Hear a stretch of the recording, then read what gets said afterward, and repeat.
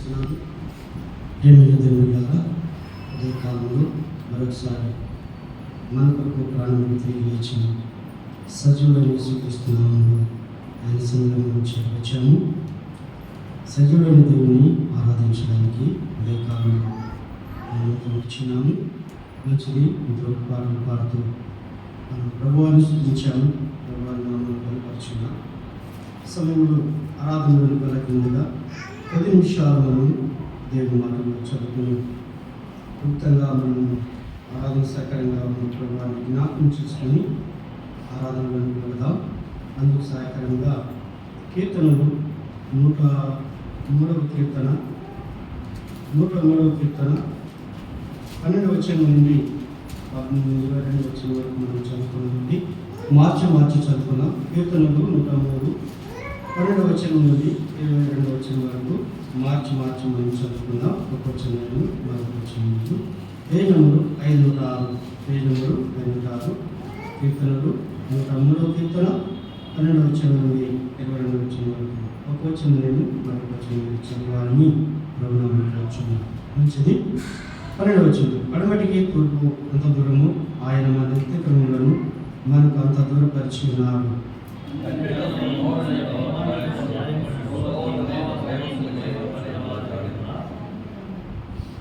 14వ వచనం. మనము నిర్మింపబడిన రీతి ఆయనకు తెలిసినది, మనము మంటి వారమని ఆయన జ్ఞాపకం చేసుకుంటున్నాడు.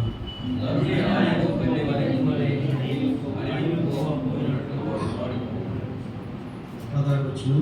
దాని మీద గాలి వచ్చగా అది లేకపోవడం, ఆ మీదట దాని చూపు దాని నిలవదు.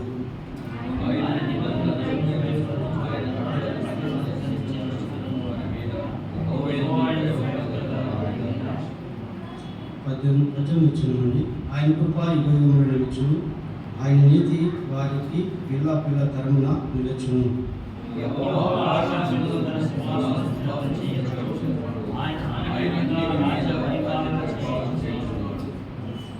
20వ వచనం నుండి యెహోవా దూతలారా, ఆయనకు లోబడి ఆయన వాక్యమును నెరవేర్చు కళాశూరులారా, ఆయనను సన్నుతించుడి.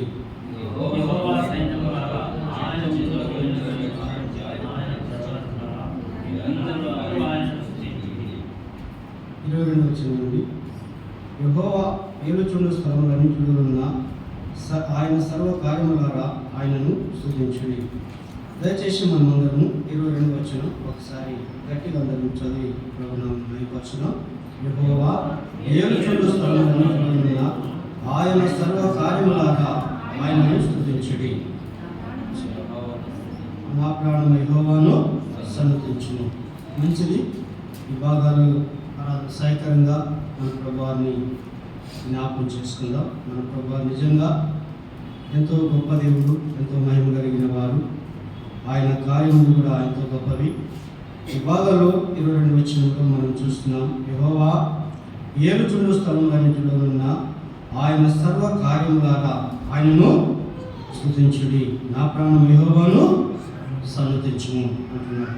వీళ్ళగా ఈ 22వ వచనంలో ఆయన సర్వ కార్యములారా అనే మాట మనం చూస్తున్నాం. భూమి ఆయన కార్యము, మరి ఆకాశం ఆయన కార్యము, భూమిలో ఉన్న సమస్తము, పర్వతముల మీద ఉన్న సమస్తము ఆయన కార్యముల ద్వారా చేయబడినటువంటి ఆయన కార్యములు, ఆయన ద్వారా చేయబడినటువంటి ఆయన కార్యములు అని మనం చూస్తున్నాం. ఆయన సర్వ కార్యములారంటే ప్రియులారా, అందులో మనం కూడా ఉన్నామన్న సత్యాన్ని మర్చిపోరాదు. ప్రియులారా, భూమి మీద ఒక్కసారి మనం చూసినప్పుడు ఆకాశాన్ని, భూమిని, సముద్రాన్ని, సూర్యుని, చంద్రుని, నక్షత్రాలను, ఇవన్నీ ఆయన కార్యములే.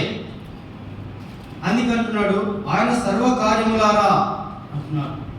ప్రియులారా, మరి మనం కూడా ఆయన కార్యమైన సత్యాన్ని అది 14వ వచనంలో తెలియజేస్తాం. మనము నిర్మింపబడిన రీతి ఆయనకు తెలిసైనది, మనము మంటి వారమని ఆయన జ్ఞాపకము చేసుకొనుచున్నారు. ఎవరండి? మనము మంటి వారమని జ్ఞాపకం చేసుకున్నాడు. ఆయన సర్వకార్యాలలో మనం కూడా ఆయన కార్యమే. ఆయన తన సహస్తాలతో నిర్మించిన కార్యం మనం, తన స్వరూపంలో మనం సృజించుకున్న కార్యం మనం. మట్టి బొమ్మకు ఆయన జీవవాయువును ఊదగా నరుడు ఆయను జీవాత్మాయను అని మనం చూస్తున్నాం. మనము కూడా సర్వకార్యాల్లో ఆయన కార్యం మనం వీళ్ళరా నిజంగా అదే కాలంలో ఆయన మనము మంటి వారమని ఆయన జ్ఞాపకం చేసుకొనిచున్నాడు. ఆయన ఆయన ఆయన అదే కాలంలో ఆయన కనబడాలి.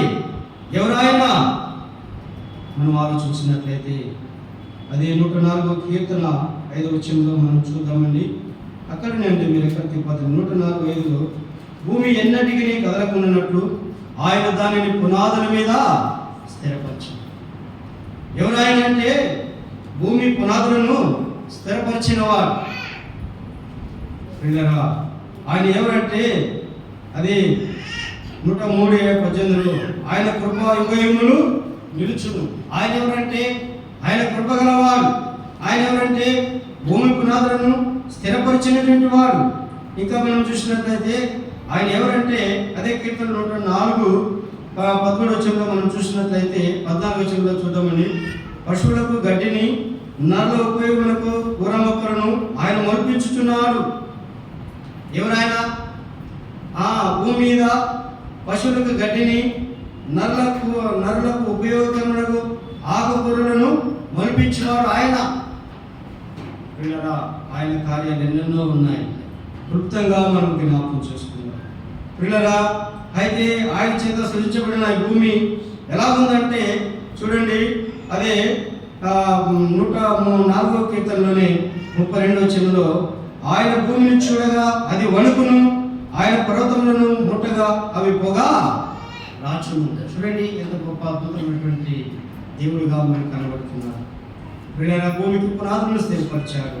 అయితే ఆ భూమి ఆయన చూసినప్పుడు అది వణుకుతున్నట్లుగా మనం చూస్తున్నాం.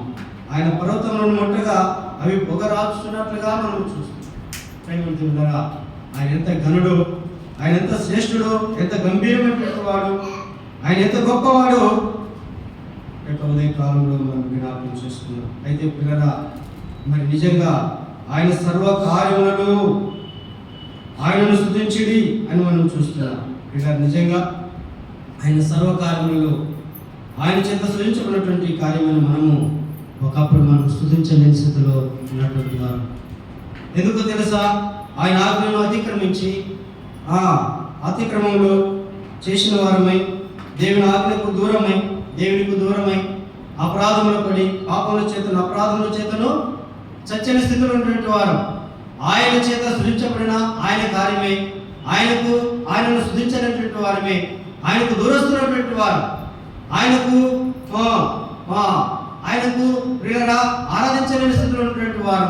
అందుకే ఎఫెసీ పత్రికలో మనం చూస్తున్నాం కదా, మునుపు దూరస్తులైన మిమ్మును అనే మాట మనం చూస్తున్నాం, మునుపు పరదేశులైన మిమ్మును అనే మాట మనం చూస్తున్నాం, మునుపు మన పరజనులము వాగ్దాన నిబంధన లేని ప్రజలము అని మనం చూస్తున్నాం. ఆయన యొక్క స్వరూపంలో చేయబడిన మనము, ఆయన సర్వకార్యాల్లో ఒకరిగా ఉంటున్న మనము ఆయనను ఆరాధించలేని స్థితిలో ఉన్నటువంటి వారుగా ఉన్న మనలను 14వ వచనం ప్రకారంగా మనము మంటి వారమని ఆయన మనలను జ్ఞాపకం చేసుకున్నారు. ఎవరిని జ్ఞాపకం చేసుకున్నాడమ్మా? మనం మంటి వారం, మనం గొప్పవారం అని మనల్ని జ్ఞాపకం చేసుకున్నాం. ఆయన ఎవరంటే ఆయన భూమికి పునాదులను స్థిరపరిచినటువంటి వాడు. ఆయన భూమి నుండి మొక్కలను గడ్డిని మొలిపించేవాడు, ఆకులను మొలిపించేవాడు అని మనం చూస్తున్నాం. ఇంకా ఆయన ఎవరైనా మనం చూసినట్లయితే ఆయన మరి ఎన్నో విధాలుగా మనము ఆయన గురించి లేఖనాలను మనం చూడవచ్చు. కాబట్టి ఆయన ఆకాశ విశాలం అంత గొప్పవాడు. ఆయన ఎవరికి అందమైనటువంటి వాడు.